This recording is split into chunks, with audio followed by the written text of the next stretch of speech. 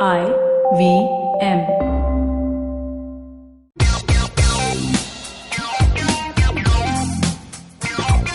Hello and welcome to yet another episode of Uncle Please Sit. I'm Joel Pereira, and with me as always is my co-host and buddy Tushar Abhichandani. Tushar, what's up? The same as it has been since March. The exact same thing. Yeah, and I was also like right before we started recording, we were talking about like when are you coming to this side of town? I just realized this is the longest I have not met you physically since I have known you, which has been like 15 years, I think now. Yeah, I think this is a very strange year, full of very strange experiences. Do you miss me, Tushar? I miss you terribly. Of course I do, Joel. But I do get to see your face every week on the podcast. So that's true. That's true. Okay, so the this privilege week, that we enjoy. Yes, the privilege because we have broadband and computers. Yeah, broadband. Imagine if this pandemic had happened in 2001 or something without the internet. I would have, not to make light of like things, but I would have ended myself probably. Yeah, it would not have been pleasant. Yeah, because back in 2000, I was 19 years old, and the only thing that was keeping me sane from adolescence and like the angst of youth was lots of reading. And if I could not do that, I would have probably I would have probably been like Rupi Kaur. I would have started writing poetry. I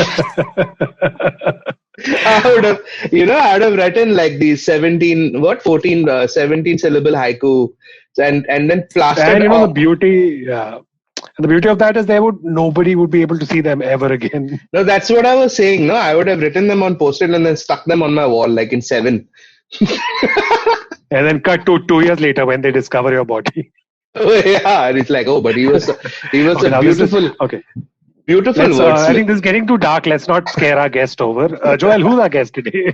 Okay, joining us on the show today is Dr. Aparna Pande. She's based in the US. She is a research fellow and director of the Hudson Institute's initiative on the future of India and South Asia. Dr. Pande, welcome to the show. Thank you so much, Joel, and Tushar. Welcome. Wonderful to be here.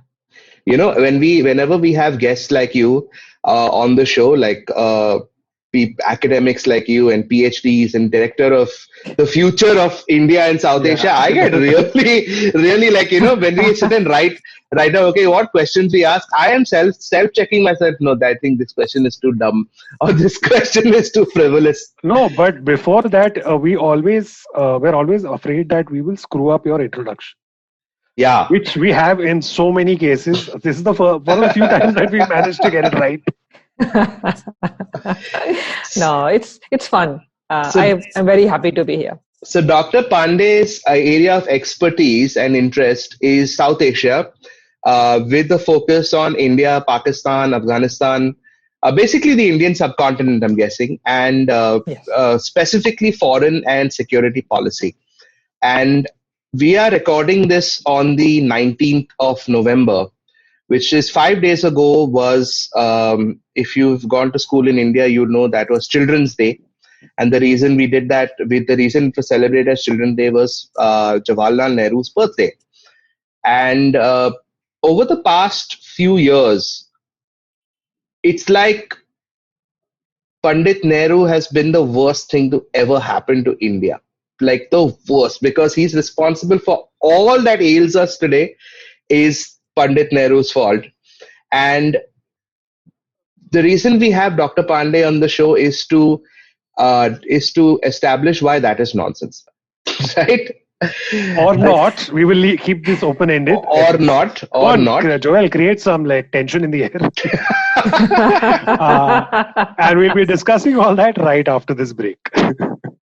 Hello, everybody. Welcome to another great week on the IVM Podcast Network. If you're not following us on social media, please do. We're IVM Podcast on Twitter, Facebook, and Instagram. So it's been a great week on the network, as it almost always is. Let me give you a couple of highlights that you should definitely check out. Chiki Sarkar was on This Round's on Me with Gauri Devi Dayal. Great conversation. I think you will really enjoy that. Shlok Ramachandran of our new show, Millennial Athlete, who guested on one of our older shows, Football Should Ball. He's a big football fan in addition to being a professional athlete. So I think it's a really interesting connection. And they had a great conversation about football just generally. Nankari, our new show about Indian food, hosted by Sadaf and Archit, talk about laddus this week and basically, how awesome they are. It's Diwali week, and I think that's an apt conversation for them to have. On the Wire Talks podcast, Siddharth Bhatia has a great conversation with Dylan Mohan Gray about his work on Bad Boy Billionaire, specifically around the Vijay Mallya episode. Definitely check out the conversation if you want to know more about that. And finally, let me recommend the Edges and Sledges Cricket podcast this week. They take a look back at the IPL 2020. They go over the final, Delhi versus Mumbai, and how that played out. And they also create their dream IPL 2020 fantasy team. Do check that out. I think you'll enjoy that as well. And with that, let's get you back to your show.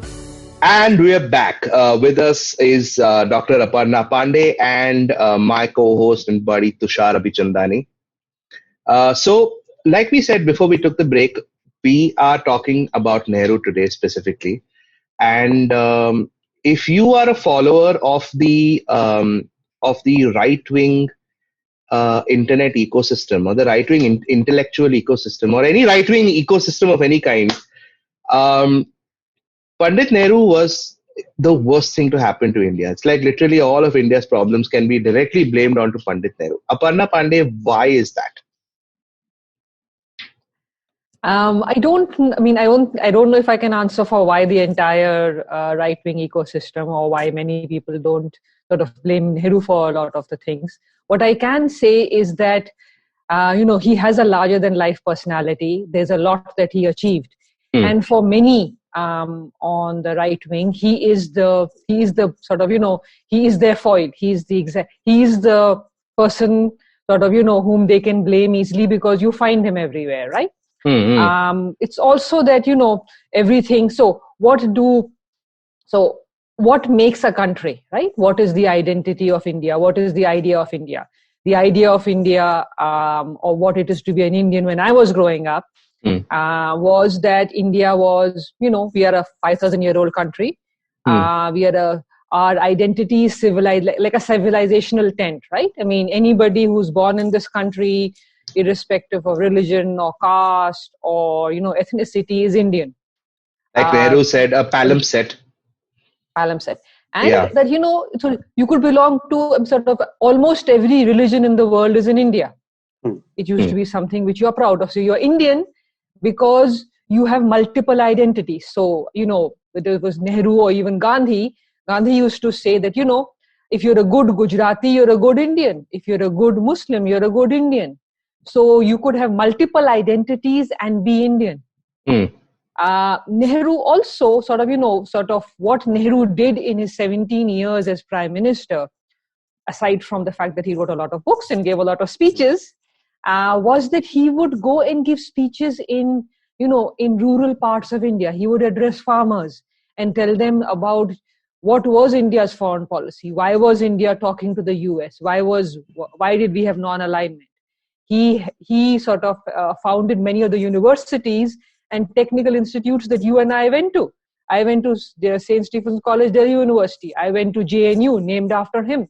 But many people have gone to IITs, IIMs, AIMS, all these places, because he called them the temples of modern India. For him, India was an old civilization, but it was a country which needed to do more. And the way to do it was educate its people. The way to do it was, in some ways, build its economy, build its sort of, create a place for India in the world. So education was a priority for him. Pulling people out of poverty was a priority for him. But coming back to your original question, there were things that Nehru did which were sort of, in some ways he tried to change India and move it forward, make it more modern, more progressive. Societies take a very long time to change, right? It's very difficult. I mean, the caste system is still in India. The attitude towards women is still something which we are fighting with to this date. But there were things he thought, he was among those like Ambedkar, who thought that if you have a modern system, modern constitution, modern laws, you can convince societies to move forward. So for the right wing in India, Nehru did everything which they did not want India to do. Mm. Mm. Nehru tried to change education and make it more modern.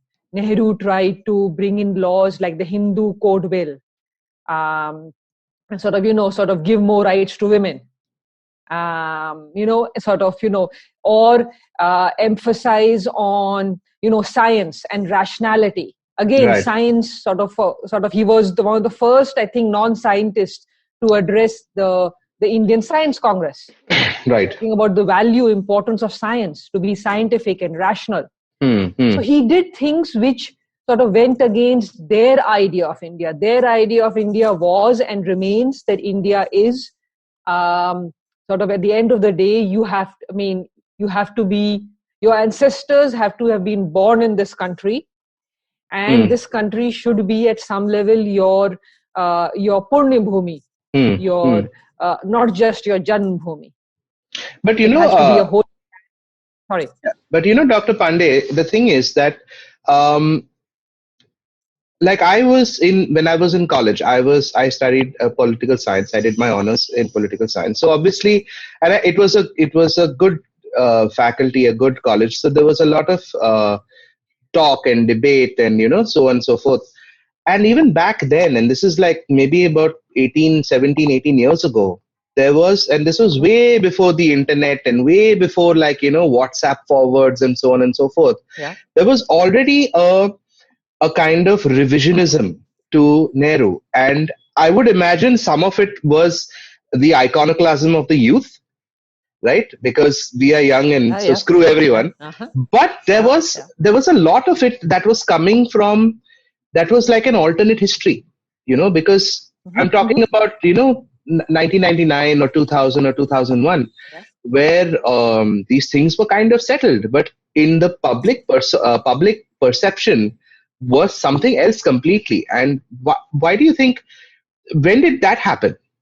And also, I'd just like to add one small thing to what Joel said.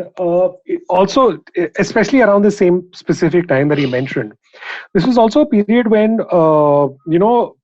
the internet had started in India, and there was a little bit of blogging, there were some small websites, there was stuff happening there.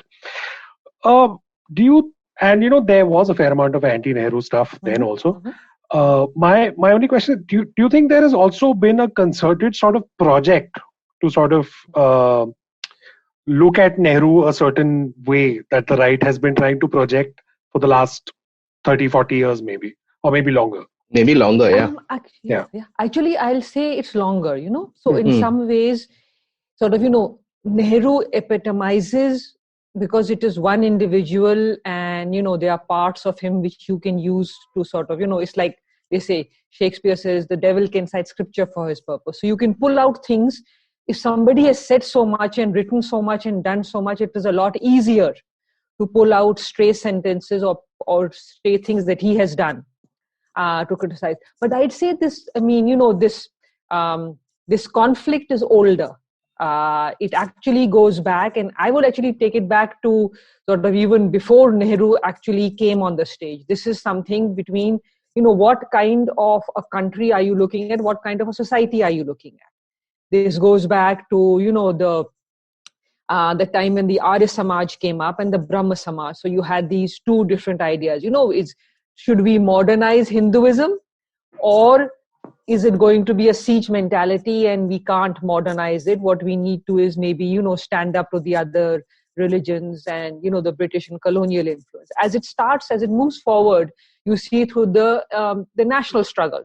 The idea, even within the Congress, there were different elements, right? There were those who were more like Nehru, Jawaharlal Nehru, and maybe Motilal Nehru, who wanted a little more modern, progressive. And then there were the sort of the Madan Mohan Malviya. You had many others who were on the conservative side, many of whom were part of the Hindu Mahasabha. Right, and later became part of the. So this struggle has always been there. The difference was that around independence, the sort of, because of the way that independence and partition took place and Nehru's stature which happened, Nehru was able to, because of Gandhi's support, because of partition, because of the sort of, the constitution, for a decade or two to push back against many of these ideas. So the conservatives had sort of, faced some kind of a pressure, partly because of, what happened immediately after independence. However, they were strong enough to push back. I mean, I'll give you one example, the Hindu Code Bill. Right. I mean, they tried to pass it around 47, 48. They stopped and they waited till after the elections. And then they had to break it up into multiple bills in order to get it passed because they weren't able to.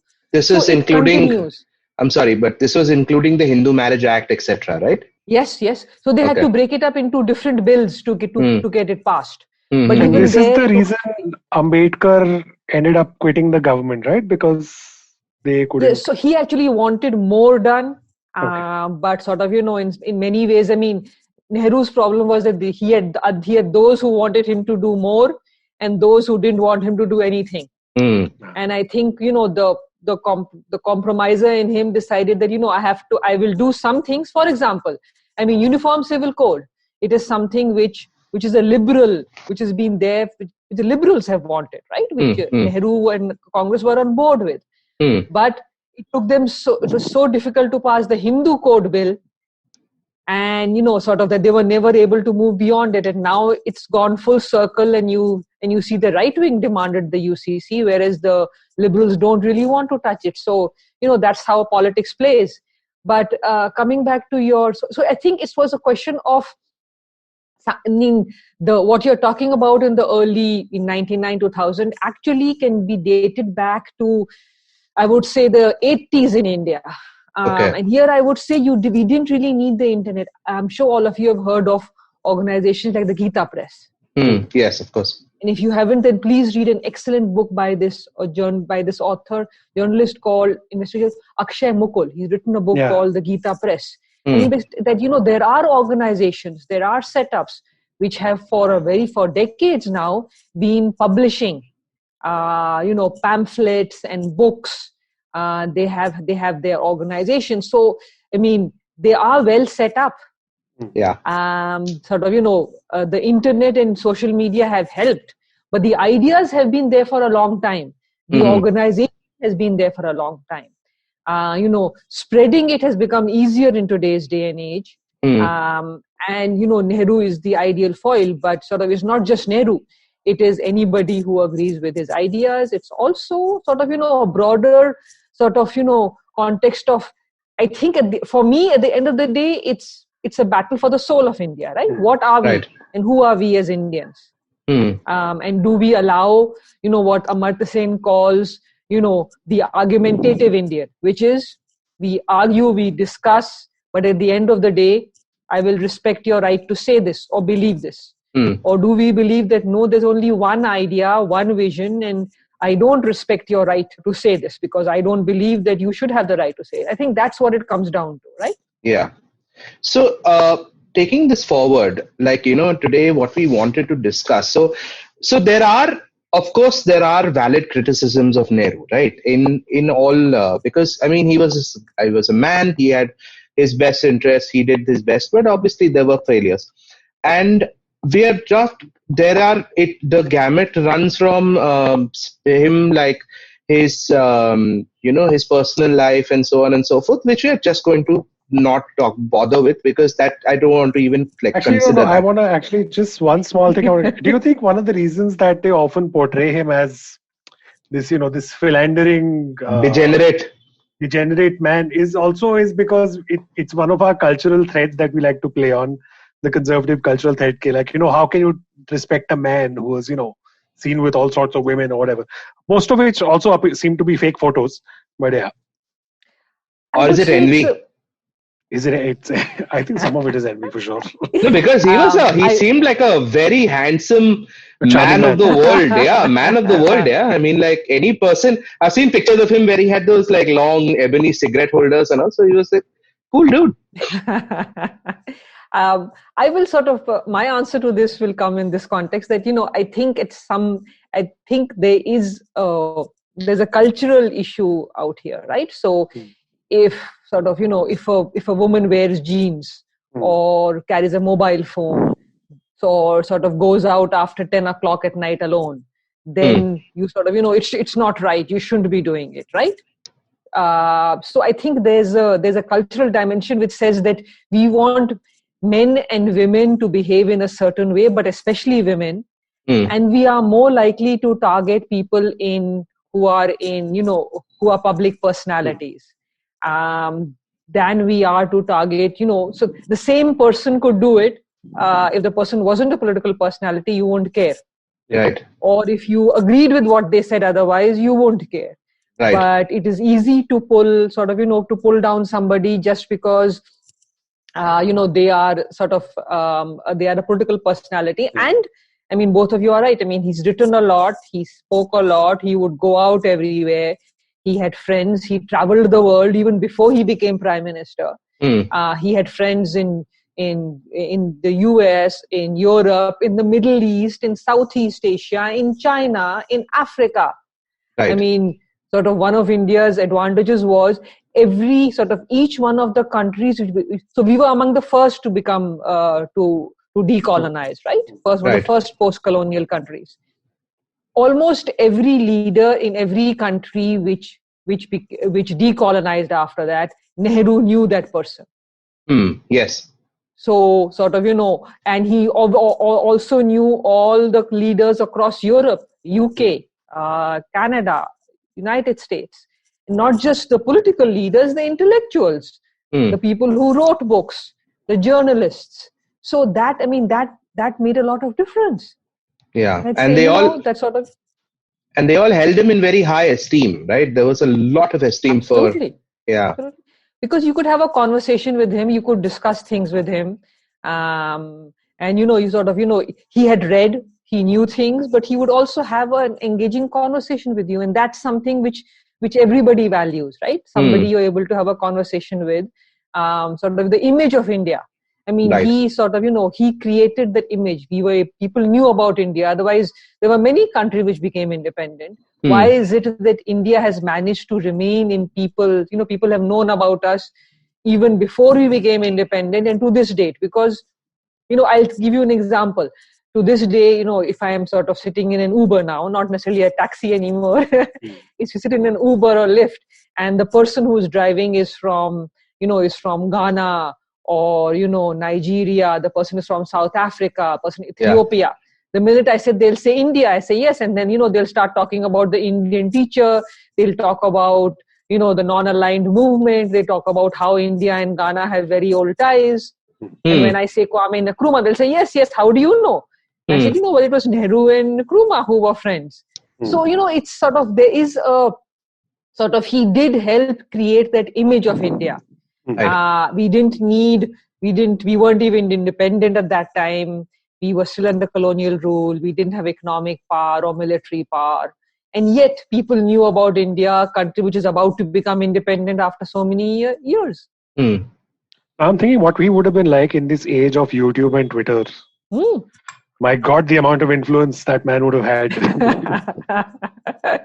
Yeah, I mean, I think Nehru, it would be interesting to even think of what Mahatma Gandhi would do in this age. That's true, actually, yeah. That's right? True. How would he be on Twitter? So what I was going to, the point I was coming to, right, was that the two main valid criticisms of Nehruvian policy, right, the one that the benchmark of all the criticism Nehru is his economic policies and his foreign policies, right? Now, just last week, we were speaking to an economist and we spoke about our history of India, economic history of India. And, we established that the decisions that he took in 1940, post-independence in 1950, etc., were valid for that time. That was what I got from it, that it was, the world was a different place. You have to put everything into context, and he really didn't have a choice. So And what the I want to, insecurity of a young nation who's been colonized for 200 years. yeah. So what I want to focus on this week with you, Dr. Pande, is the foreign policy, because that is something that we are still dealing with, right? The Pakistan situation, the China situation, of course the non-aligned movement is dead, but the Pakistan, China, our borders, that is something we are still dealing with. So Yes. if you could just give us could you paint us like a little bit of picture of what the world was like as of August 16th, 1947, as far as our foreign policy was concerned? Sure.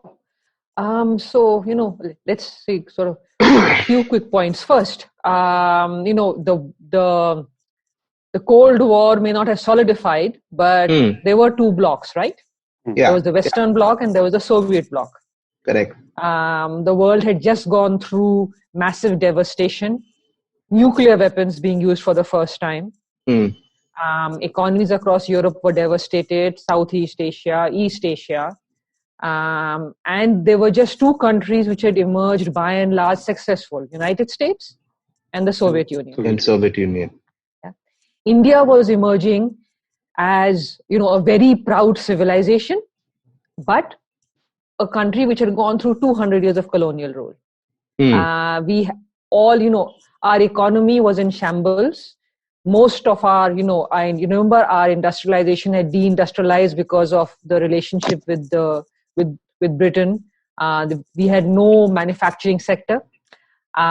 Most of our trade was with Britain again. It was skewed in that direction. We had massive debts. We had a military. The only sort of, strong institution which we inherited from the British Raj was a massive military. 1/3 of which went to Pakistan because the way they divided it. 2/3 was with us. Right. So we had a big army, not that big an air force and navy, but we had a big army. We had sort of, we had one really big political party which had massive grassroots support. So unlike Pakistan, one of the things we inherited, or many other countries, we inherited a political party which was actually a national movement, right? Which became a political party. So it had presence. We had a strong bureaucracy which we inherited from the British. So a British bureaucracy, but a strong, permanent, like the steel frame. The ICS, which was the ICS at that time. ICS, yes, absolutely. And then, later so we had strong bureaucracy and strong military, we can say, and a sort of strong political party. But we didn't have the revenue and the resources. Literacy levels were 11 or 12% at that time. Right. We had a massive population. Just gone through famine a few years ago in many parts of the country. So we couldn't really provide. Looking beyond us, we sort of, the partition had led to the creation of Pakistan. You must remember it was East and West Pakistan at that time. Right. We had, and we had the Kashmir problem, which sort of originated around that time. I'll come to that in a minute. Yeah. We had a country to our north, which had just gone through a lot, and it was still nationalist, Chiang Kai-shek China, but it was China which was going through massive internal problems. We had, the British Navy and the British Air Force, which was withdrawing from the world. So we were in a world where if we needed to play a role, we had a few challenges, domestic challenges. So let me put it this way. The Indian state and India, right from the time we emerged as a modern state, what we have cared about most is preserving territorial integrity and sovereignty, right? Because we emerged from partition, we emerged with some of our territory being taken away. We have also always wanted to ensure that we can provide to the people socio-economic development. And third is the belief that India will play a role. But if you were in Nehru's place on August 15th or 16th, 1947, or even way back, his first speech on foreign policy was actually given in September 1946 when the Constituent Assembly debate started. Okay. And he talked about what India will do. And if you hear the speech, it talks about, this is the world, we are entering on it, we are going to have good relations with with the US and the Soviet Union and with China and others, but we will try and carve a place for ourselves. So what could you carve with the limited resources you have, with the problems you have? What you could do is, play a role in institutions like the United Nations, right? Why? Because you are among the first post-colonial countries. India was a member of UN in 45, 2 years before we became independent. Right, yeah. So, be a champion of the world which is still emerging. Be a champion of Asia and Africa. Be a champion of, what would future be, the non-aligned or the global south, the G77. Maintain good relations with the two blocks, but don't join them, because joining them, and remember, this is an Indian elite which has just emerged from 2 world wars. The belief that a military alliance will mean conflict, and India cannot afford to become part of any war. So let's seek assistance from both sides, economic, not military. But let us avoid joining any alliance which will force us into a conflict. Right. Because we anyway have to make sure that the effects of partition and what is going to happen with Pakistan does not drag us further.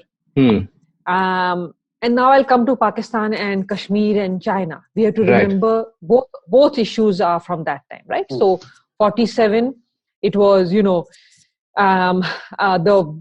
as per the sort of, how partition took place, the princely states could choose either dominion, right? Right, yes. And except for 3, all the other 562 chose either India or Pakistan. It was Junagadh, Kashmir and Hyderabad that were problems. Kashmir primarily because of the fact that it bordered both. And actually the Maharaja did not want to join either. He wanted to be like Switzerland and independent. Correct, not possible. Yes. And then what happened was that, Pakistan sent in troops so as to convince the Maharaja to join Pakistan, for fear that Nehru's close relations with Sheikh Abdullah would convince the Sheikh to actually join India. Because the Sheikh Abdullah was the leading political force in that in the erstwhile state of Jammu and Kashmir. Sort of the Maharaja then appealed to India for troops. India sent in troops on the grounds that he would sign the instrument of accession. And then, both Indian and the Pakistani troops and the Lashkar which Pakistan sent fought. And the line of control is basically where the two were when the UN declared a ceasefire. Right. Now, we can go into details of what happened, why did the UN, why did India go to the United Nations? There are various reasons, but I think at the end of the day, discussing what happened in 48, and actually, if we go back to the UN resolutions, India has come out much better than Pakistan has, for all that Pakistan says. The UN resolution, first and foremost, said that Pakistan should withdraw its troops. That Pakistan, they allowed India to keep troops there. They asked Pakistan to withdraw troops first. Pakistan has refused to withdraw troops. For all those who say that, the resolution did not help India, actually the resolution is more anti-Pakistan than it is anti-India. Because it says Pakistan first withdraw your troops. Only then can a plebiscite be held by India, and India can keep its troops there while a plebiscite is held. All of that is, water which is passed off the duck's back, because, post 52, when India actually, when the Jammu and Kashmir Constituent Assembly met and ratified, it basically meant that India says now, since we have elections in Kashmir, the plebiscite doesn't matter anymore.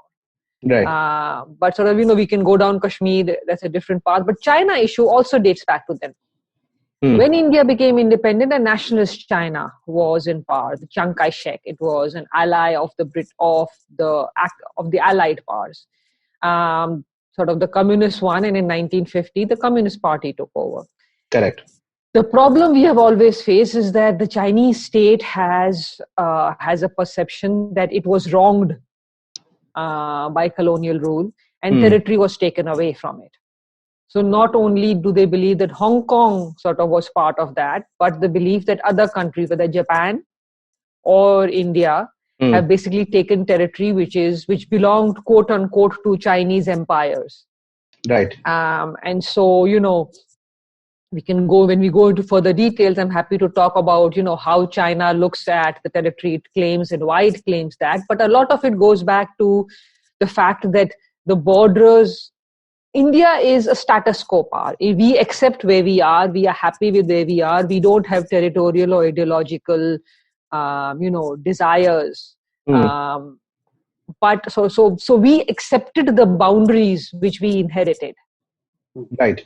Our problem often is that our neighbors don't accept the boundaries that they inherited, and they have tried to change them. And so we are faced with a revisionist Pakistan and a revisionist China, whereas we remain status quo oriented. We would be happy to accept the boundary and then work with it. We are not willing to change the boundary. So what was sort of Nehru's approach to both of these? To both China and Pakistan? Yeah. Okay. As this whole border situation, everything else is evolving. So, as you know, the Congress sort of was not in favor of partition, especially Gandhi. But in the end, for various reasons, the Congress accepted it, but accepted it as something which, we hoped that it would sort of, in the end, there would be a better relationship between India and what was then Pakistan. Nehru's view of Pakistan was, and this is a speech he gave actually, I think it was March 48 at Aligarh Muslim University when he addressed the students there. And he basically said, yes, we were not in favor of partition. We were not in favor of creation of Pakistan, but it was created. And so we wish them well. What we wish is a good relationship with them. So if someone was to tell me today that I want to take over Pakistan, no, we don't. We don't plan on taking over their territory. What we wish is a good relationship. So I think, what Nehru wanted was a relationship with Pakistan where both sides would accept the existing border, would in some ways, find some via media whereby people from both sides could visit, could travel. There would be a relationship of trade and, people to people relationship and sort of, not have any war, sort of, not have any conflict. Under Nehru, he tried quite a few times to, one of the pacts he signed with the first Pakistani Prime Minister, Liaquat Ali Khan, was about, protect your minorities pact. The minorities pact. That, you be good to your minorities, we will be good to ours. This was, this was massively weaponized during the whole NRC thing, right? The Liaquat, this is the same one, right? Same one, the Liaquat Ali Khan one. And it was that you be good to yours. But, it's like for all we say, we have sort of, both sides have always said, take care of your minority. And the problem is that, it shouldn't be something we have to say, right? We should, every state should take care of their minorities. That is what they should do. One shouldn't have to have a neighbor tell us. This sounds like a bit of a hostage pact. Yes.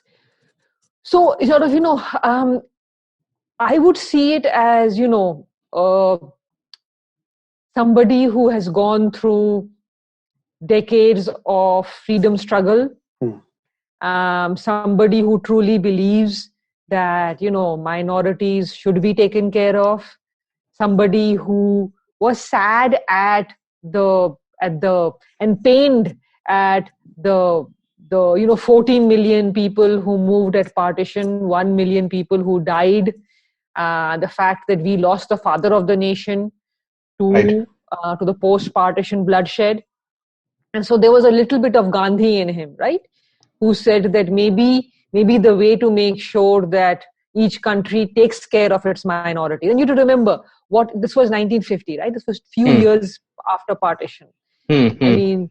Not everybody in India and not everybody in Pakistan was very happy with partition. There were those who had said, why don't you send your minorities this way and we'll send our minorities and we'll exchange populations, right? There were those ideas at partition too. Remember, don't forget that.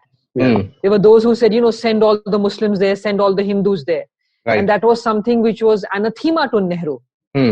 Partition was, so how could he accept? I mean, we should remember that, at the time when bloodshed was taking place in Delhi, post-partition and even after, Nehru would often jump in his car or his jeep and go to that area and try and fight people. Right, yeah. And basically push people back and protect Muslim houses. So it was an environment, and maybe, many of the things we do, we may not want to sort of, we may not have done with hindsight, but maybe it was seen as one of the ways to make sure that Pakistan treated its minorities better, or to assuage, and the pact didn't really survive because Pakistan, sort of reneged on the pact very, very quickly. But I think it was one of the ways he was trying to find solutions. Now, some of those things you choose don't work out, but at least you tried. Yeah, right. Yeah, is how I would see it. It's like with Kashmir. He did. I mean, sort of. You may say he shouldn't have gone to the UN and brought the United Nations in. I would say it as him saying, what is the use of having an international body if the international body cannot really help resolve issues? Right. Yeah. He felt later on that maybe he shouldn't have gone. India shouldn't have gone because it didn't really solve the problem. But it was seen as, maybe this is one of the ways that we can resolve the issue. And so sort of, remember a decade or so later, the 1962-63 Swaran Singh Bhutto talks on Kashmir. They also didn't lead anywhere. And I think the reason at the end of the day is, lies more on the Pakistani side, because the Pakistani military intelligence, their security establishment, sort of, Pakistan's identity. And, I did my dissertation on Pakistan's foreign policy. And, I also, the reason I see is that the Pakistani security establishment basically has helped create an identity in Pakistan, which is that the Pakistani identity is, we are not Indian, and we are not an India, we are not Hindu India. And if we are Indian or part of the Indian subcontinent, then sort of, we cannot be Muslim anymore. So the Pakistani identity is, we are Muslim, we are Islamic, and we are Middle Eastern. We are not South Asian, we are not Indian. Right. Whereas the Indian view always has been, we are Indian. But the subcontinent is Indian, the Indian Ocean is Indian. So the Pakistani military intelligence establishment has a stake in Kashmir being prominent and kept alive, has a stake in India being the other. I'm not saying that sometimes India has sort of, happily provided them an opportunity to do so. But I would say the blame lies more on that side of the border, at least in the initial years. Because Nehru did try. He tried under Liaquat Ali Khan, he tried under Bogra, he tried even with Ayub. With Ayub. And if you read Ayub's memoirs, Ayub will say, Nehru wanted to have a conversation and wanted to resolve the issue. And why would I do that?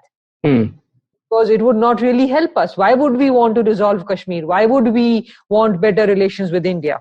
Yeah. Because then, the Pakistani military won't get all that money, won't get all the resources, won't get that massive defense expenditure. I'll just throw one fact and then I'll move on to China. In 1948, Pakistan, the first budget that was presented in Pakistan, 75% was allocated for defense. Wow. Oh, wow. So now think of yourself as the Pakistani military. What incentive do you have to have better relations with India? Forget about everything else. Wow. At the end of the day, you don't get the resources, right? If you no longer have an existential threat next door. That's how they describe India. But coming to China, so you see, the sort of the border that India has with Tibet, and if we go all the way up to, let's come down, and so Aksai Chin is with China today, but let's go back to the time when Aksai Chin actually was part of the former state of Jammu and Kashmir and Ladakh, and was part of the British Raj, one of the princely states. If we go from there all the way to what was then called NIFA, right? Northeast Frontier Agency, what is present-day Assam and Arunachal and all that. So we go back to the time of the Raj. What was the British Empire trying to do? They were trying to make sure that they had a buffer with China. They had a buffer with the Soviets, right? The Great Game. Yeah. So Iran, part of Iran was under the Russian control, part under the British.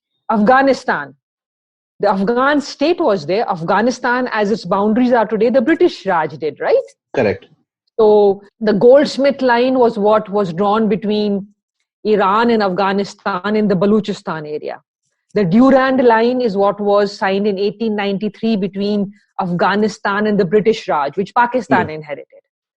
And the McMahon line and beyond is what we inherited when the British tried to draw a line of some sort. Now, the British line was drawn and accepted by them.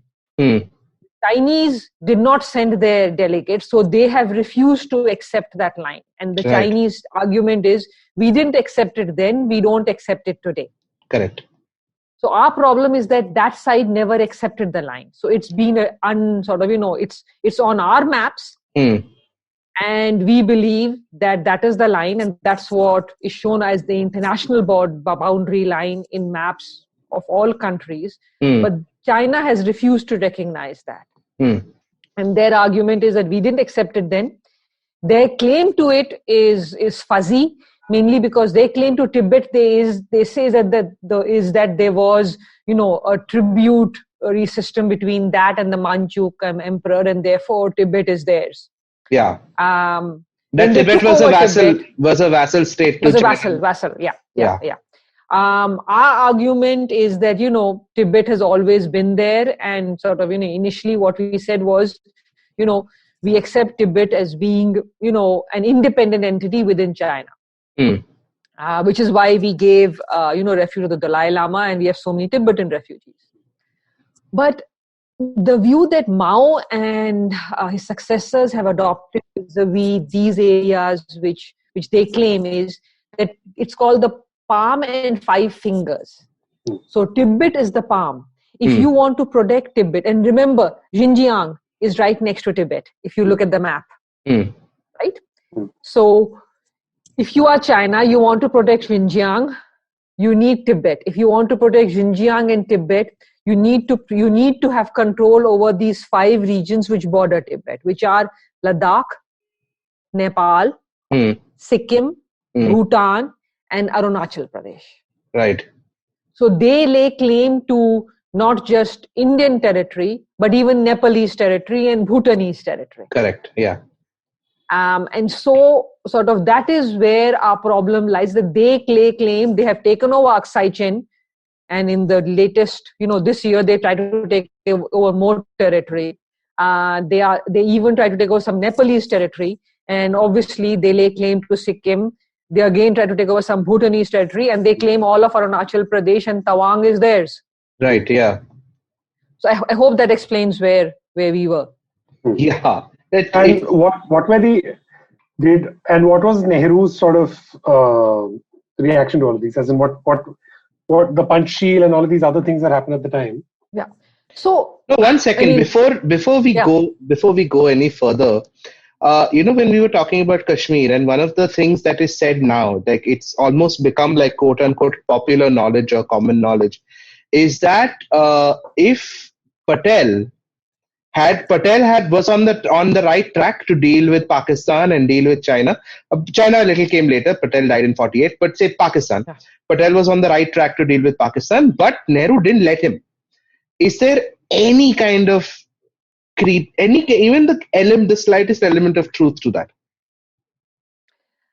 I have actually read Nehru Patel's correspondence. There are letters the two of them have written, and they are published in volumes. So anybody who wants to know what Patel actually felt, they should just read those letters. And they are quite frank.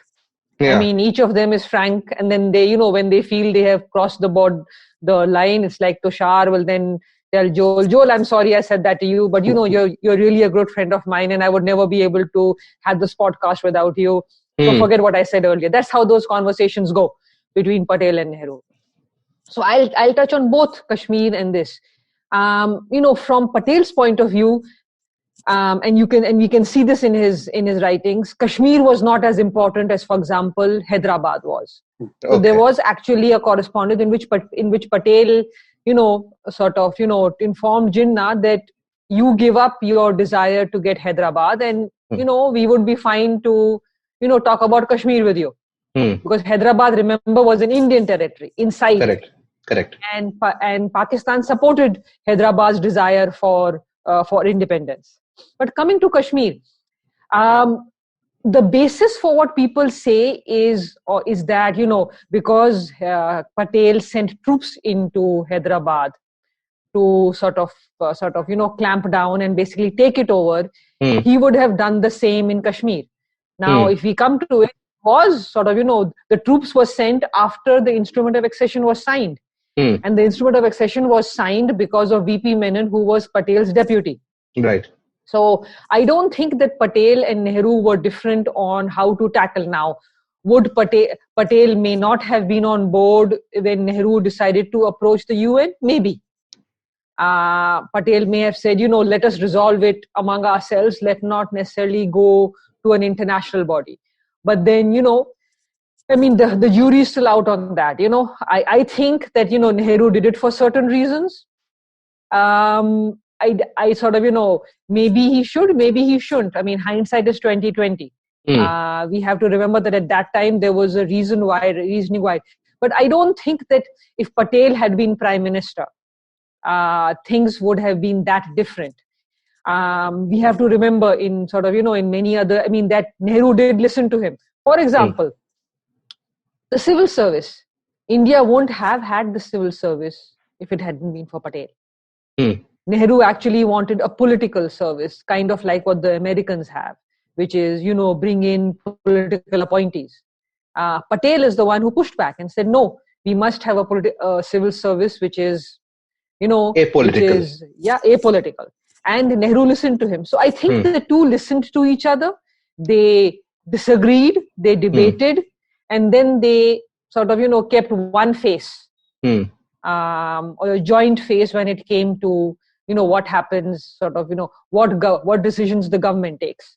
But sort of, I don't think it was that that Patel wanted something drastically different. He may have disagreed on the UN decision, but I think, sending troops or getting the instrument of accession signed and what happened after that. Also, sort of Patel sort of, didn't live that long. So what he would have done in later years, we will never know. It's the what if of history, right? Correct, yeah. What if, Hitler had not invaded Soviet Union? What if Napoleon had not invaded Tsarist Russia? The world would be very different today. But those what ifs. Coming to China and, Panchsheel. China, actually, Patel did have strong views. And Patel, if you read his correspondence, he does say that, we should be wary of China.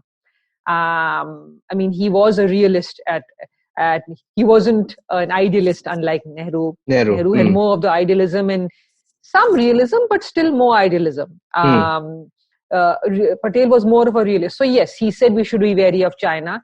He was also somebody who felt India should be closer to the United States. He sort of, didn't have any sort of romantic notions about Soviet Union and about communism. He was a realist. He was more pragmatic.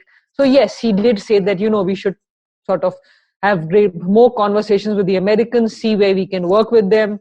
And we should be wary of China because China at the end of the day, has sort of lays claim to our territory. There is a very interesting correspondence in which he basically says that, and part of it, if you read, so at independence, sort of, one of the people who were advising Patel and Nehru was a gentleman called G.S. Bajpayee, Girija Shankar Bajpayee, ICS. He was sent to be in the US for a few years as a representative of India to US. He also was the head of the Foreign and Commonwealth Affairs, that it was called at that time. And a lot of what Patel said was what Bajpayee also believed. So apparently Nehru came and sort of spoke to both of them, said, you can just come and tell me directly what you think on China, rather than, sending me letters. So but basically, yes, Patel had very what you're describing, the relationship between Nehru and Patel was just two decent human beings talking with each other and occasionally disagreeing. And friends. Obviously there was an age difference because Patel was much older. And friends despite their different backgrounds, right? I mean, Nehru came from an elite family. Nehru went to Eton. He went to, studied in England. His father was a very well-to-do lawyer who had made lots of money, who was, with the sort of close to the British Raj. He was Sir Motilal Nehru. So it was a very different. Patel came from, a background where he had to struggle in his life. He had to struggle for scholarships, for fellowships. He was the street fighter. He was the person on the street who would, Bardoli Satyagraha. He was the person, the grassroots guy. Nehru was the guy who came from, who had visions and ideas. He wasn't necessarily the streets or the grassroots guy, but they respected each other. I mean, there are those who say that they didn't get along because Gandhi made Nehru, not Patel, his successor. Yeah. But Patel understood that. And the reason was, Gandhi says the reason was that Gandhi wanted somebody who was younger, who was the next generation, who could deal with the world, who could explain India to the international community, who wasn't part of the old generation, but part of the new generation. But he also but Nehru understood that he could not keep the party, he could not keep the country, he could not do anything without somebody who knew the party. Patel knew the Congress party. Patel could Patel was the backbone of the Congress party. Patel also understood the country. He understood. So Nehru and Patel governed together. Yes, I mean, they disagreed, but then you disagree. I believe you disagree with your close friends, right? You don't disagree with somebody you don't get along with. Yeah. And so if you read the correspondence, it is. I mean, they disagreed on issues. And yes, sometimes Patel got his way, sometimes Nehru got his way. Which is, I think we... Which is a natural thing, I guess. Yeah. I'm sorry, I didn't answer Tushar's question about Panchsheel and, what you were asking earlier. No, but sorry, just sticking to... Sure. Sorry, just 1 second. Patel, so why is it that Patel is sort of being built up the way he is to counter Nehru? Also, there is this claim that he was slightly more right-wing and slightly more RSS friendly, although he banned it. But they seem to keep claiming that... Is there any truth to that? Is there any truth to this? So I would say that, that Patel came from the center to right wing of the Congress party at that time. He wasn't the left wing. The left wing would be Bose and Nehru, right? You had the Congress socialists, you had the more, conservative, and you had the people in the middle, right? In many ways, Gandhi himself would come on the right wing of the party, right? So, there are many issues on which he agreed with them, but then many he disagreed with them. I mean, he would agree with them on, want to change the caste system, but not abruptly, but he would disagree with them on the role of women or bringing women in, or, the temple entry movement. I mean, Gandhi's views also evolved over time, right? He wasn't, there's some of his early views which one won't agree with totally. Yeah. I mean, for example, on something which is quite prevalent these days, the cow protection issue. Gandhi was somebody who we know he ate very little. He was vegetarian, and that too, goat's milk and things like that. He was he said, protect the cow. But where he disagreed is you can't impose that on other people, and you can't kill somebody for the cow. So you don't want to, you don't eat it, I don't eat it, fine. But if somebody else eats it, that's fine. Also, you can't impose it on somebody. So where he disagreed with the right wing would be, he actually thought, Hindus, Muslims, Christians are all people from the same family. They are brothers within the same family. And so for him, partition was that one brother has left the family. Doesn't mean you are not part of the same family. You just decided to move out. That is how he saw the relationship. So if we come, so yes, Patel did come from the right wing of the Congress party. He did have views which in some ways would agree, would have more in resonance with those who later became part of the Hindu Mahasabha at some level.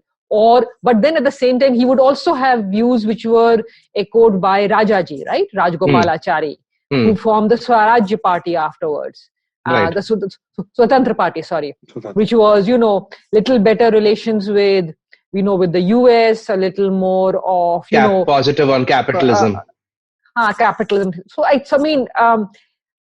where sort of, now Patel also sort of, had sort of, was, I would say, it's difficult to sort of, because sort of we live in a day of labels, right? So, right. So yes, was he more Hindu than in his views than Nehru? Yes, but he would be more like Gandhi, I would say, and less like Nehru in that.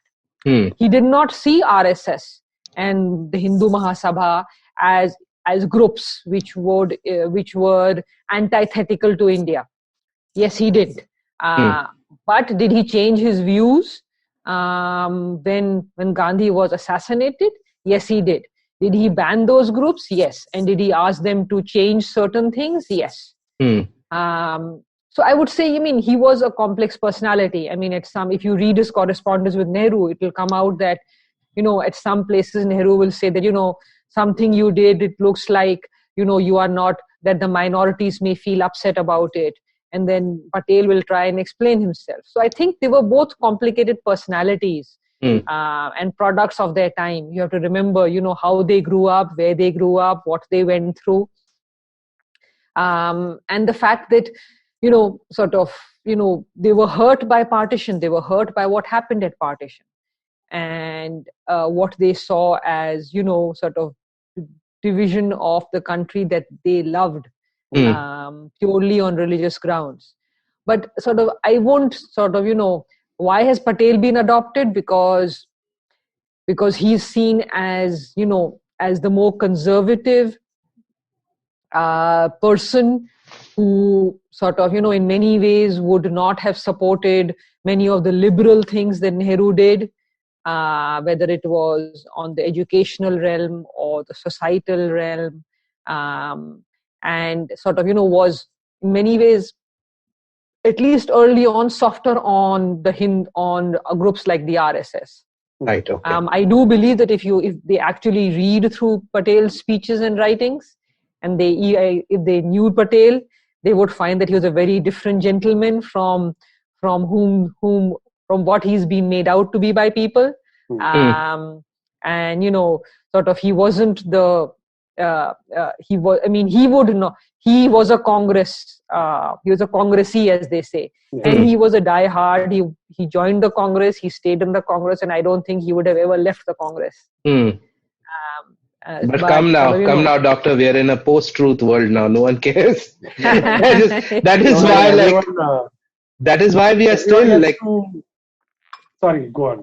Sorry, in 2020, after like almost 70 years or 60 years, we are still reconfirming and confirming these questions, because again, like I said, we exist in a world where people just believe this stuff, The finer points can be argued about what was Pakistan's policy and what was the so-and-so, and, those should have been discussions that should have been fossilized into academia by now. No one in the UK is asking questions like, was the Tower of London actually made by the Tudor dynasty or the Stuart dynasty or whatever? It's done. These questions are answered. To be fair, their documentation is much better than ours.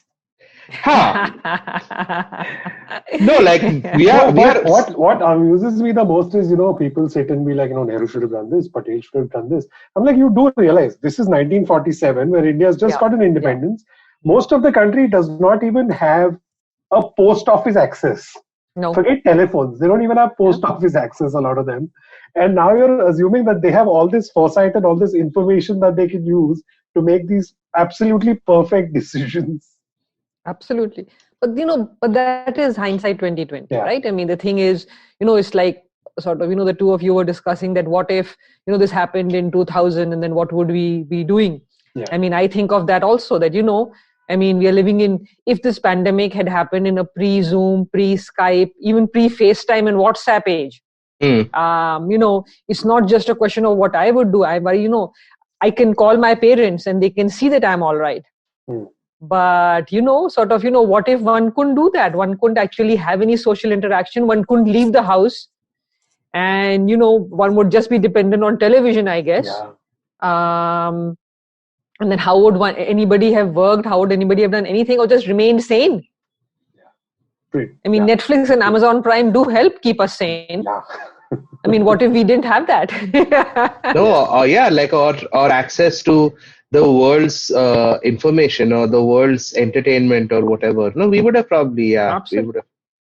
But this is like I said, these are finer points, about what was the Panchsheel policy and what was the non-aligned movement and so on and so forth. But at the core of it, I think you just crystallized it in the first answer that you gave us about the two different views of what we are and what we should be and what we are coming from.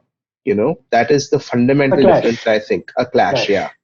Because, like I said, I am looking at it from my perspective, and I thought maybe it's a lot of people would imagine that it's recent, this revisionism as far as Nehru is concerned. But like you brought it way earlier, like even before Nehru was a person. So in this situation, what I realize is that Nehru is not necessarily a person anymore. He's just a figurehead or an icon or a symbol of something that is much larger than him. Would that be a valid understanding? Absolutely. And let's go beyond Nehru. Look at Tagore, Rabindranath Tagore. Look at his writings. He wrote an excellent book on nationalism. If either of you can sort of read that book. I mean, Tagore's views also, he's complicated, like they all are. I mean, all of them were complicated. They were all humans and they all evolved. Right. And my argument is, if you don't evolve as you grow older, there must be something seriously wrong with you, because if things happen, everybody evolves. So Tagore also, but Tagore, if you read, he will talk about the fact that, the social issues, about nationalism. And, one of the things he says is sort of, I like that, which is that, there's a difference between patriotism and nationalism. Patriotism is you do believe that, you love the country, you believe there are certain things which are right, certain things which are wrong, and you want to improve. Whereas nationalism then ends up having either an ethnic or a religious or an ideological dimension, where you are then unable to see beyond that. But Tagore also brought it out that, there are these two ideas. I mean, what is India? Is India... there's a lot that India's civilization gives us. Yes, it is one of two 5,000-year-old civilizations. And continuous civilization, right? We are the Indus Valley civilization, and all the way down we have there's a lot we have given to the world in culture, in literature, in art, architecture, music.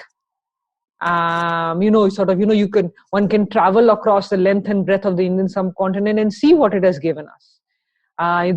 There's a lot we have as people which we have inherited. But there've always been these two strands that, have we as a civilization achieved everything that humans can possibly achieve in the past? Therefore, we don't need to do anything? Or can we always improve and learn and move forward? Those are the two things, right? So we've achieved everything in the past, and we really don't need to learn from anybody. Yeah. But if we are constantly evolving, then, maybe we need to keep learning. Yeah. No, which brings me to my next and maybe second last question here. So we spoke about the Panchsheel, we spoke about the non-aligned movement earlier, how you said that, there were two big blocks, and Nehru was like, we don't necessarily need to be part of either. We can be independent, we can maintain amity with both sides, etc., etc. A lot of people, even who may not view Nehru and his decisions with any bad faith, but still would say that he was very naive, as far as these things are concerned. I'm not even saying as far as a bad faith argument about Nehru and, for the right wing is doing, but just like he was a naive person, if he thought this or he believed this. Was that true? Did ideology come in the way of hard-nosed decisions? Especially with regards to the UN thing, I think. Yeah. One of the big complaints about Nehru was his recognition of China. Or for instance, there's this thing about he gave away the Security Council seat. or the fact that we didn't align with the Soviet with the Americans and so on and so forth. So forget the policies. I'm just saying, was he too much of an idealist, or did it get in the way? Sure. Let me sort of, I actually I'm one of those who thinks Nehru was part realist, part idealist. I don't see him as somebody who was, in the clouds and didn't really have his foot on the ground. I see non-alignment as something which was practical and pragmatic. And, here I would actually mention somebody who most Indian strategists know as one of the key strategists of the 20th century, K. Subramaniam. If you read K. Subramaniam, he has argued that non-alignment was useful. It was actually realism. And the reason he says it is that, you see, again, put yourself as India in 1947. There are these two blocks. You could join either block. You would get economic and military assistance. But the possibility that you would have to give up some of your independence, make decisions based on what they are doing, agree with them, and potentially you'd have to, be involved in any conflicts.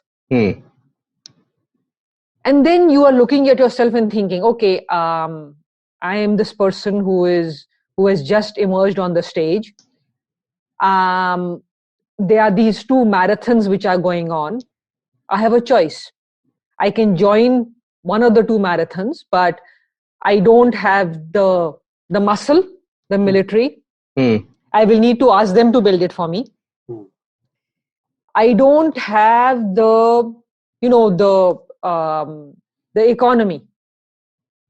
I have mainly poor people.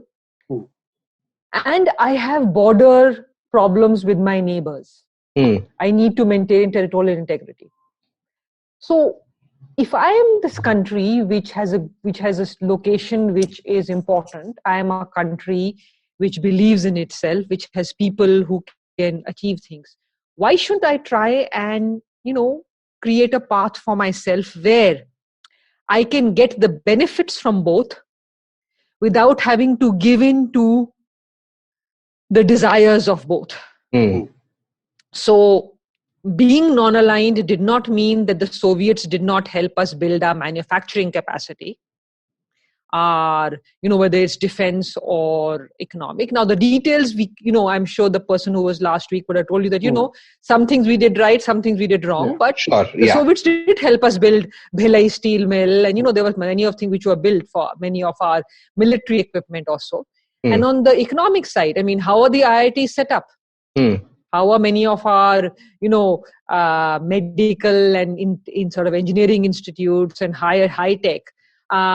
Where does the green revolution come from? The high yielding varieties of seeds. All of this. It's not as though we didn't get any assistance from either bloc. We got assistance, a lot of it, mainly because both blocs viewed us as a big prize. In some ways, we got more staying out of the blocs than we would have got staying in. And I'll come to that in a minute. Because we got the economic assistance, the educational assistance, we were also wooed by both sides. What were the advantages, I would say? One, sort of, if you had to compare India to some of and I will leave out allies like the British and the Americans and the Australians. I'm sorry, but the British and the Australians, because that's a different relationship, right? But compare India to another country in Asia which became part of either bloc. You had the military becoming stronger in that country. Right. Just look across the border. You had the civilians, no civilian supremacy. Military, you had to give up bases. By and large, a very trigger-happy military, both internally and externally. I was reading somewhere. We mentioned this last week also, that there was a time, I think in the 60s, where between Turkey on one side and Australia on the other side, India was the only democracy. All the way, right? There was the Middle East in the middle, Asia in the middle, China in the middle, Soviet Union. the Far Eastern countries, all of them, we were the only democracy at that one time. Yeah. So, Europe, there is a lot which India managed to achieve. A post-colonial country did not have a coup. I mean, sort of one of the basic things, and this is something I was discussing about a week ago. We had an event on elections and discussion that how many post-colonial countries which became democratic can say that in every election they held, the people accepted the verdict of the election and did not come on the streets or go to the courts and say, I am challenging that election. Never from 52 onward, from the first election. People may not have been happy with it, but the losers have accepted the verdict. They sort of, and that is rare if you look across the world. Losers accepting an election verdict in a country which was not strong.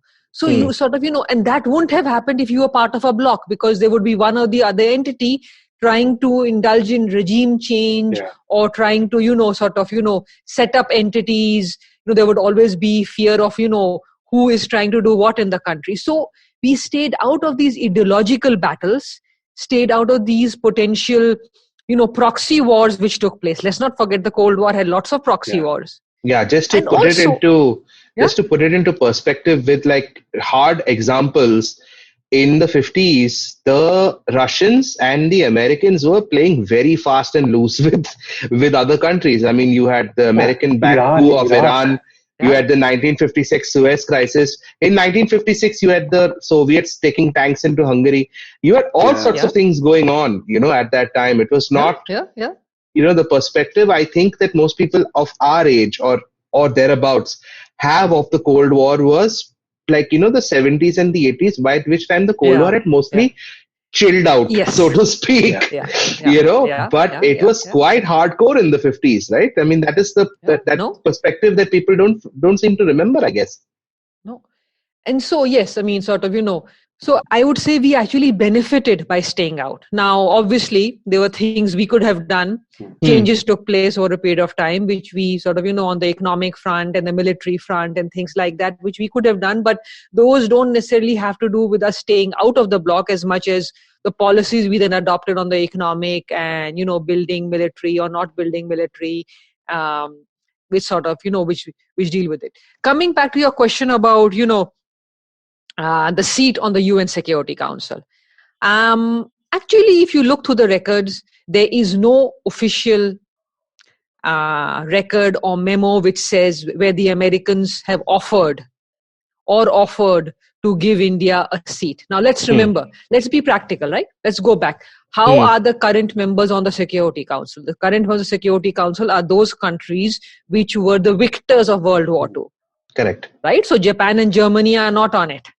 By default, right? The countries which are there, China under nationalist China, Chiang Kai-shek was an ally of the Allied powers, and therefore China joined, was a member. This sort of, there were people who discussed this at that sort of, the discussions which you can sort of, again, and here I am, you can look at pieces written by the former Foreign Secretary and late Foreign Secretary, K.S. Bajpai. He's actually given interviews on this subject. He was asked this question quite a few times. And he said, there is no official record that the Americans ever asked us. Did some State Department people, say this? Offhand and say, but for that, what would you have to do? You would have to actually, a power which was an allied power and part of the allies would have to be removed, and India's name would have to be put in place of China's name, right? So it's like, Tushar and Joel run the podcast, Uncle Please Sit. Joel and Aparna are chatting and Joel says, Aparna, I'd like to remove Tushar's name and put you there. But till you formally send a letter in which you terminate Tushar and appoint me, it is just hearsay, right? It is you asking me and me saying, okay, but I haven't said yes and you haven't actually asked me. Yes. It's just... And it can't be, it's not like inviting a friend for dinner. This is the UN Security Council. So you would actually have to, do an official process of first finding out how you remove a country which is already sitting on the UN Security Council, bring in another entity on that. I mean, we have seen how for the last few decades, forget about India, Japan, Germany, and Brazil want to join the UN Security Council as permanent members. How difficult has that been? So imagine trying to remove, let's say, I mean, wouldn't the USA try to remove Soviet Union? Yeah, exactly, right. So, remove Soviet Union or Russia and bring in some other country. It's not that easy to remove a country who's sitting on the UN Security Council. And so it would have to be something which was official, went through a lot of paperwork and all. And there is no such record because the records would be there. People would know it. So I think it is just one of those things which people say. Folklore. I mean, yes. I mean, sort of. And it's easy to say, that Nehru wouldn't have, because the thing is, first make me an offer. It's like people today saying, why doesn't India become an ally of the US? My argument is the US offering an alliance to us? They have to ask first. Officially offering, then let us consider. Otherwise, it is pie in the sky. You are saying India should, I am saying maybe India should. But first, give me an offer. Is somebody offering me a letter which says, Aparna, you get $1 million. Otherwise, you're saying, what will I do with $1 million? Is a pie in the sky. Right. So also, that's what I would say. I have a technical question. If you try to remove a country from the Security Council, can't they technically veto it themselves? Yes. So I'm saying is that, it hasn't happened to date, because I'm sure that's a process which is going to be problematic. Because anything you bring before as a veto. Yeah, so you need all five to agree, right? Yeah, all five have to agree. And you won't agree to have yourself removed. Yeah. The question is there, I don't even know there's any mechanism to do that. Because there would have to be a mechanism to do that. And I don't know if that exists. I don't know there's a mechanism. I mean, the mechanism to add membership is also a problem, right? Because because the countries which want to join, one want a veto holding power, right? Yeah. Secondly, China doesn't want either Japan or India to join. Yeah. So, it's sort of, it's going to be a problem because one veto can keep anybody out. Yeah. So one thing I actually wanted to check with you was, you said how, with the initial years of NAM, it made sense. It sort of benefited us in various ways. But, after the point, we maybe didn't change with time or change with sort of the evolving situation. So this actually brings me to sort of Indira Gandhi. In the sense that a lot of the things that the right wing often tends to have a problem with, and also cites, like for example emergency and other stuff. But even then I noticed that there is a reluctance to sort of criticize Indira Gandhi. But it's always Nehru. Like even with the emergency, I've very rarely seen Indira Gandhi being mentioned. So I'm trying to understand why does this exist? Because a lot of what they have a problem with is actually from the Indira years. Actually, it's interesting. And I agree. And you can actually see this. You go back to the records of 1971, the war with Pakistan. It wasn't just the communists. It was actually, the entire opposition supported Indira, and she was called Durga. Yes. Because it was seen as... I think that was Vajpayee himself, no? Yeah. Who called her that. So it was, So, I mean... Although there is some dispute on that, I think. So because I think he clarified in an interview later that he didn't, and that papers carried it. But she did have opposition support then. And so remember, I mean, who sort of... Indira, in the popular imagination, is a populist, nationalist, democrat with autocratic tendencies, socialist, pro-poor, protectionist. Wow, okay. And by and large, focus was the subcontinent, right? The difference, so sort of there's a lot which which the right wing can claim with Indira, right? The difference would be that at her core, Indira was a Democrat, which is why she accepted the verdict of the elections which threw her out. She actually did, end emergency and have elections, did not try.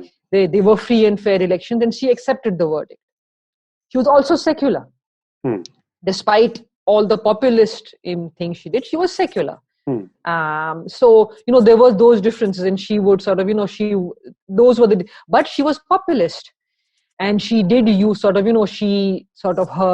economic policies, her populist policies are things which are very familiar to the opposition, to the right-wing party. They're things which they would like. I mean, Indira had a popularity which rivaled anybody's. Villages people would vote for Indira, not necessarily for Congress. For Congress, yeah. Indira had that image, right? She built that image for herself. I wonder herself. who that reminds us of right now. So she built an image for herself. And in a day and age, but you remember, it wasn't 24/7 media, it wasn't internet, to have that kind of a popularity all over the country.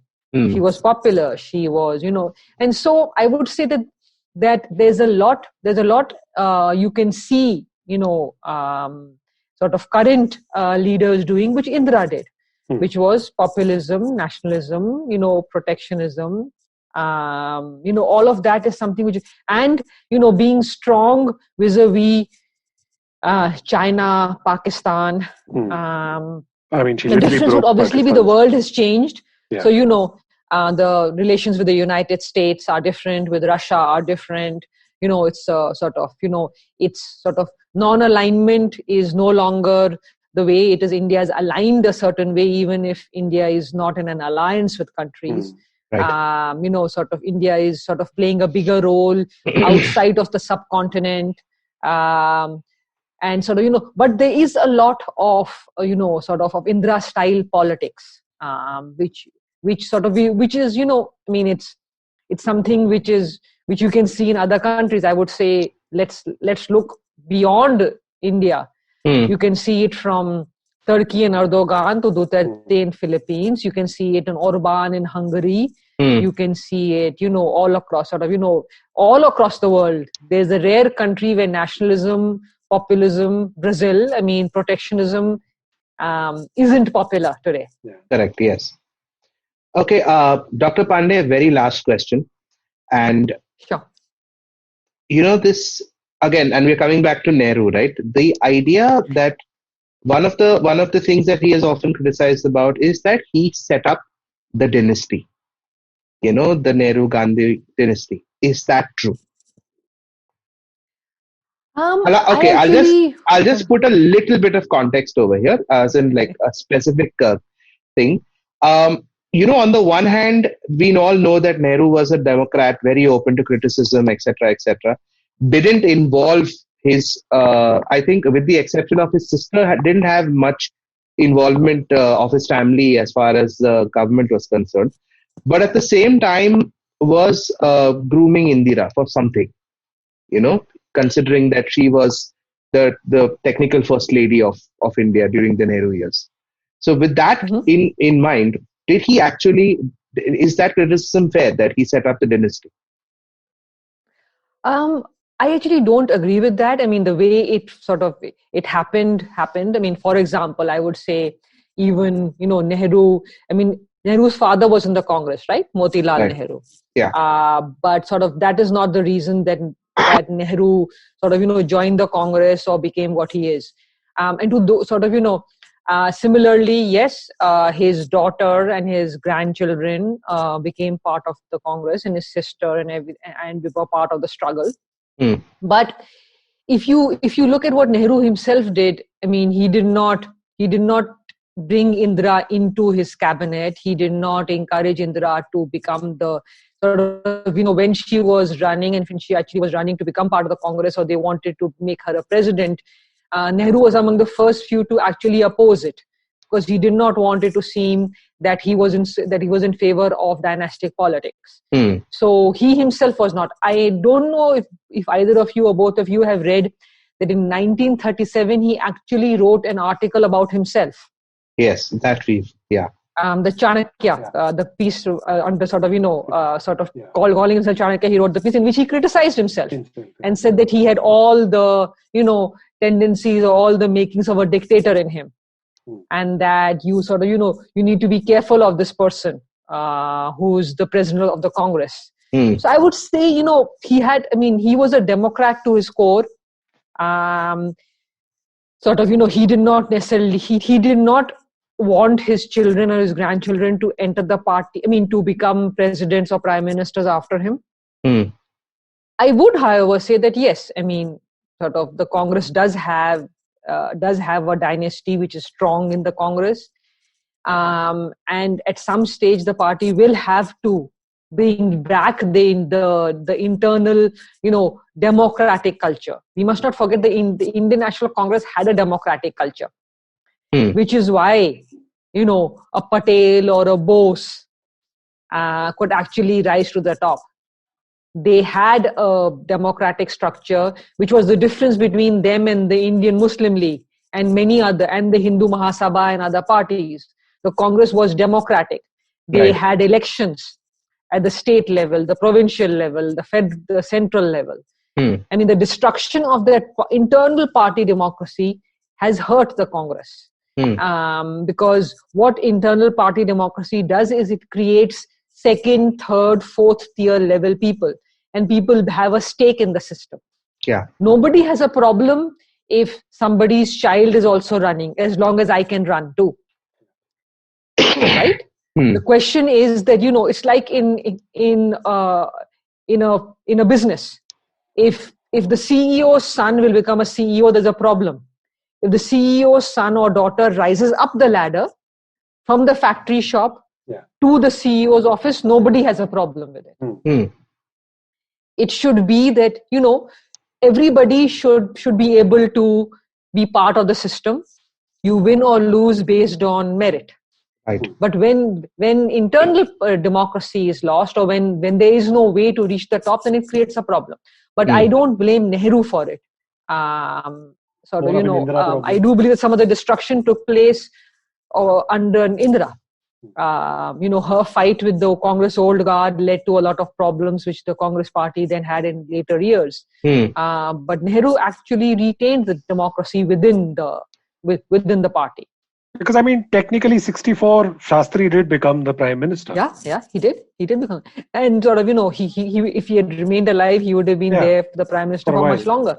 So it was, the internal party democracy structure was still alive till the fight between Indira and the old guard.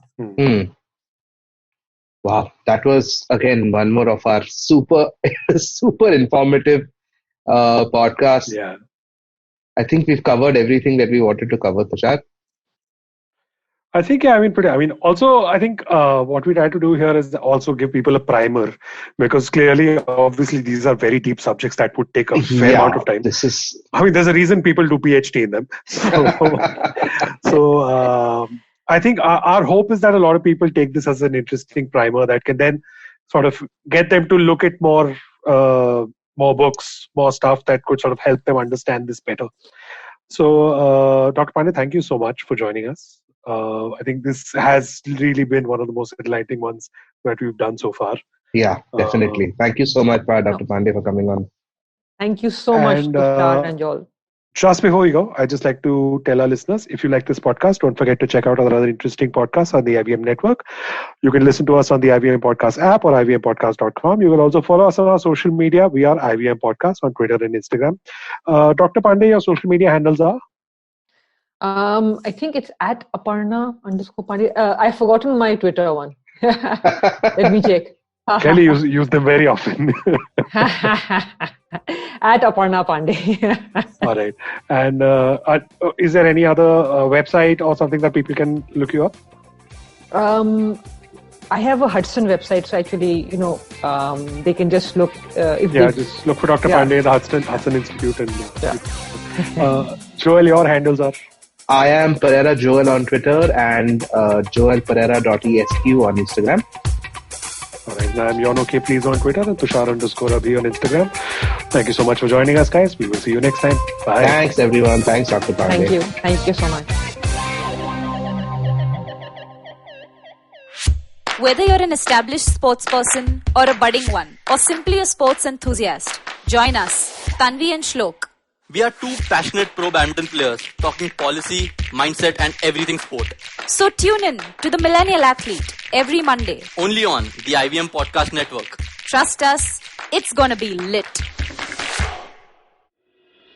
Namaskar, this is Ashish Vidyarthi. Yes, my friend, these are challenging times, but in these challenging times, we can create something extraordinary. Do take time to listen to my podcast, Begin the Journey, available on the IVM Podcast, website, app, or wherever you listen to podcasts. Remember, we have a great opportunity called life. Cheers.